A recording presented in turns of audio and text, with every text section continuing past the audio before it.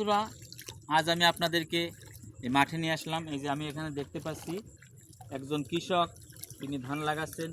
আসুন আমরা তার মুখ থেকে কিছু কথা শুনিয়ে ধান চাষ করে সে কতটা লাভবান এবং জীবিকা কিভাবে নির্বাহ হয় সেগুলো আমরা জানার চেষ্টা করছি।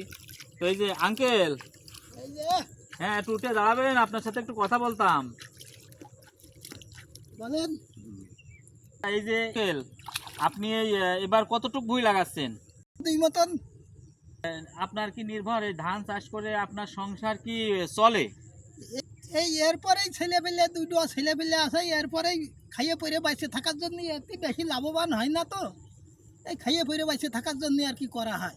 বন্ধুরা, আপনারা বুঝতে পারলেন, এটাই হচ্ছে যে কৃষকদের চলার মান। এই ধান চাষ করে কিন্তু আহামরি আমাদের কিছু হয় না, কোনো রকম দুবেলা দুমুঠো মোটা ভাত মোটা কাপড়ের জন্যই তাও ঠিকঠাক হয় না। এই ধান চাষ করে আমরা অনেকটা ঋণগ্রস্ত হয়ে পড়ছি।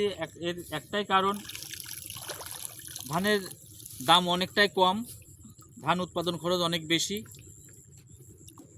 তো এই হচ্ছে আমাদের চাষিদের আজকের অবস্থা। আপনারা আমার এই ভিডিওগুলো যদি আপনাদের ভালো লেগে থাকে তাহলে অবশ্যই লাইক কমেন্ট শেয়ার করবেন।